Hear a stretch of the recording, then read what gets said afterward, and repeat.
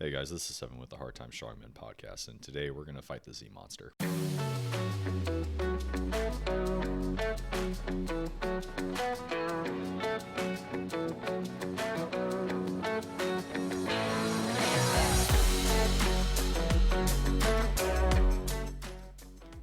Reference for today is FM 7-22, Holistic Health and Fitness, Chapter 11, Sleep Readiness.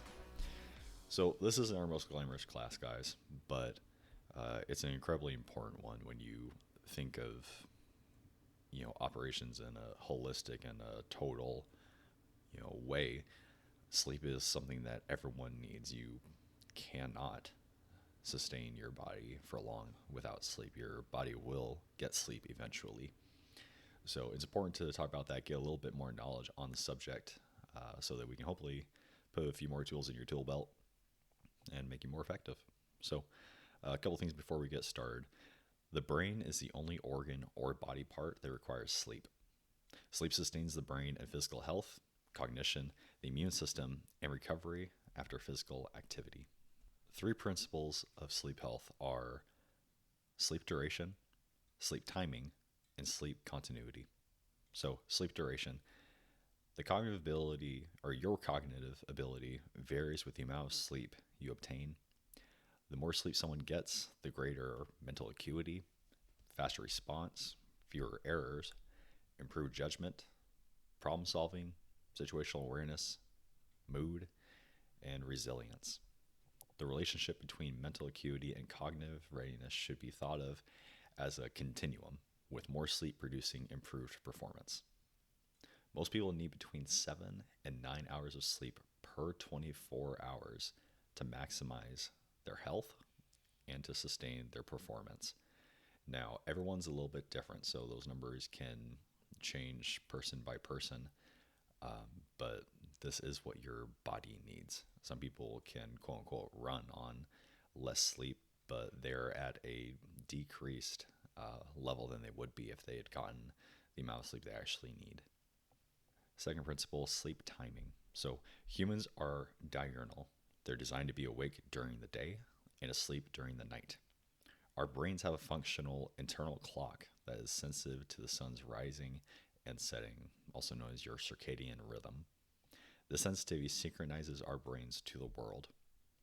During daylight hours, our brains signal for activity and wakefulness, and during the night, our brains signal for deactivation or sleep. This is why those working night shifts or those experiencing jet lag need several days for their bodies to resynchronize to the day-night cycle that they're in.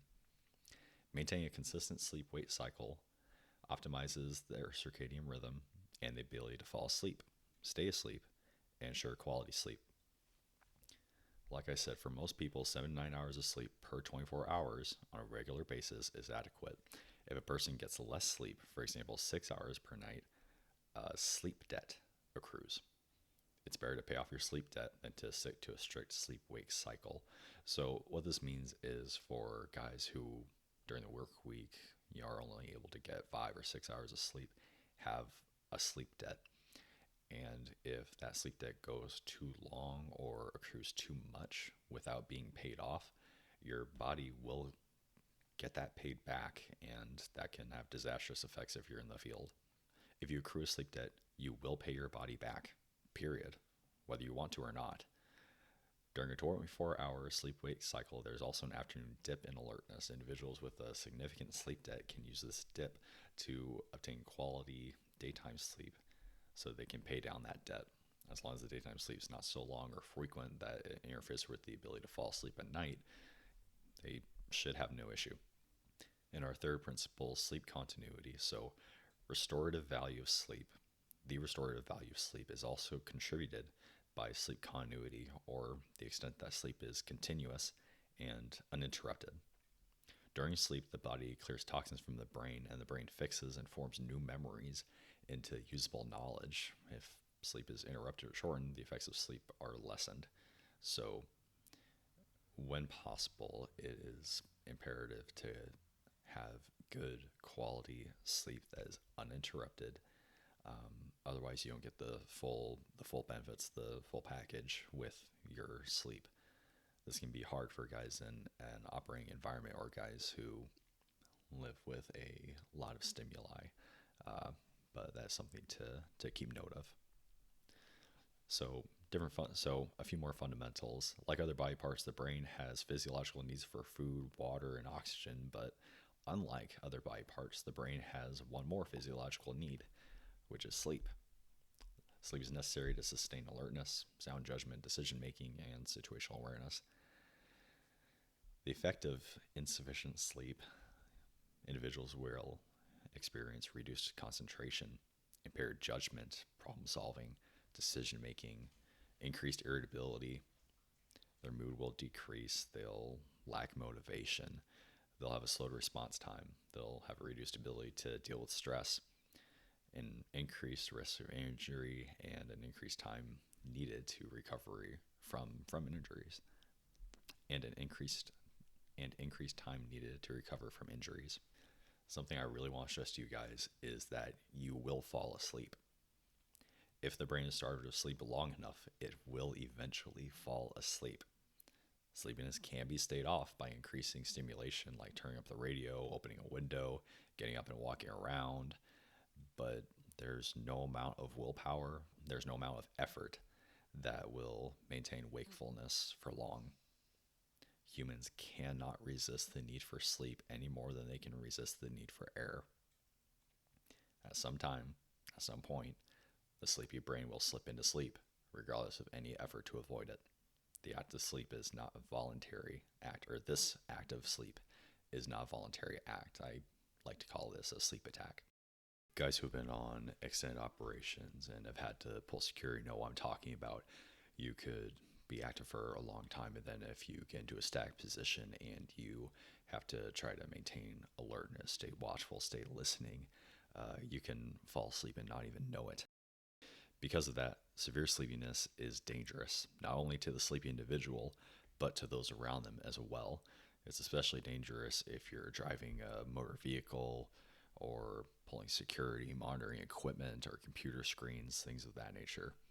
So one tool that you can use when you know that you will have a loss of sleep is called sleep banking. So extending your nights of sleep for multiple nights, multiple consecutive nights, past 8 hours of sleep per night.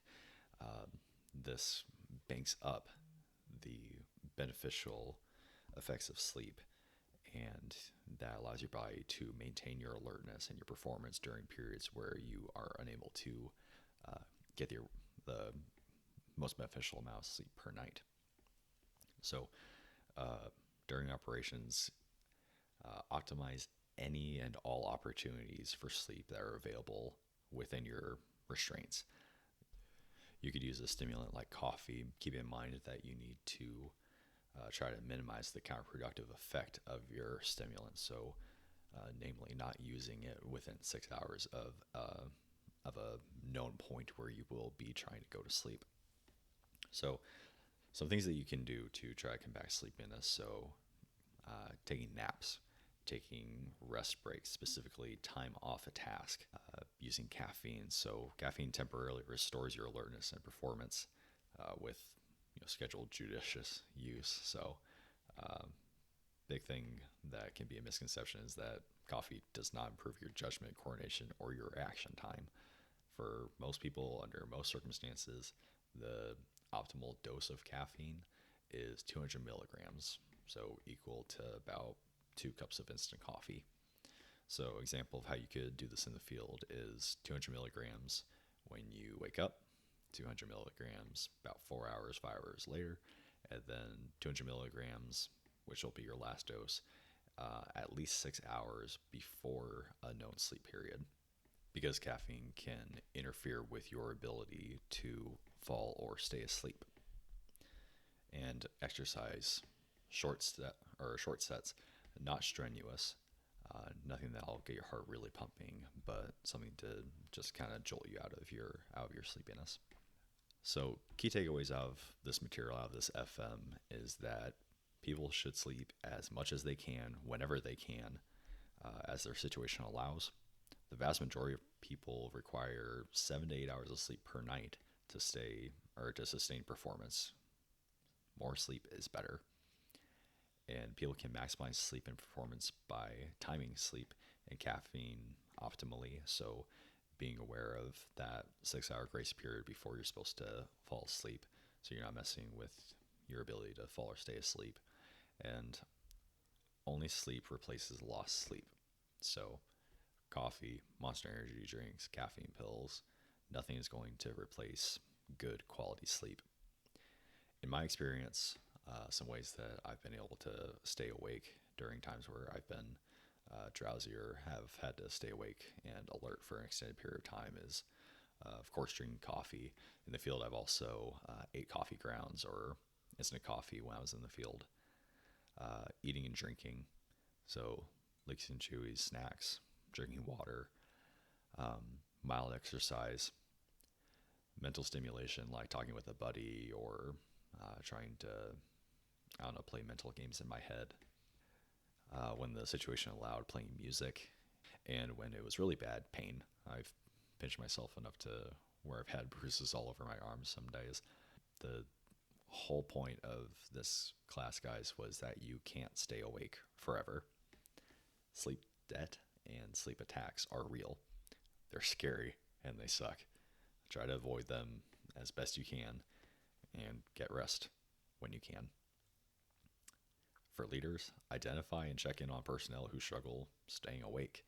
So that means, you know, buckling up as a leader and checking in on your dudes who are pulling guard at 3, 4 in the morning to make sure they're awake. Rotating your guard shifts, and when possible, when staffing allows, buddy teaming your guys up so that they can keep each other accountable, keep each other awake. Thanks a lot for listening today, guys. I know this was a short class, but this is a really, really important one. Finding the Z monster is a losing battle, so just taking as much as you can get out of this and implementing it so that you can do the best you can is incredibly important. Try to maximize your sleep, maximize the length, the quality, making sure that you're not getting interrupted. Not drinking coffee, energy drinks, caffeine pills, whatever, right before bed. Trying to have good sleep hygiene is what it's called.